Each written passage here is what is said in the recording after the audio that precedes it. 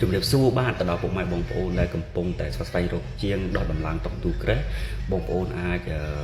មើលវីដេអូនេះបាទនេះជាសកម្មភាពជាងរបស់ខ្ញុំបាទកំពុងតែដំឡើង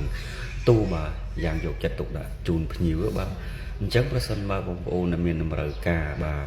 ដោះដំឡើងតុកទូក្រេះបាទឲ្យបានស្អាតហើយល្អរក្សាគុណភាពតុកទូក្រេះបងប្អូនបានដូចដើមបងប្អូនអាចទំនាក់ទំនងតាមរយៈលេខTelegram របស់ខ្ញុំបានដែលមានលេខ078 88 99និង28បាទខាងសេវាកម្មខ្ញុំបានក៏មានថែមជូនវិសចៅកែងអីប្រសិនបើតុកទូក្រេះបងប្អូនមិនសូវជាមុំល្អបាទអញ្ចឹងខាងសេវាកម្មខ្ញុំបានថែមជូនតែម្ដងបាទហើយក្នុងការដោះដំឡើងតុកទូក្រេះបងប្អូនមួយឈុតតូចគឺ$80ឈុតធំគឺ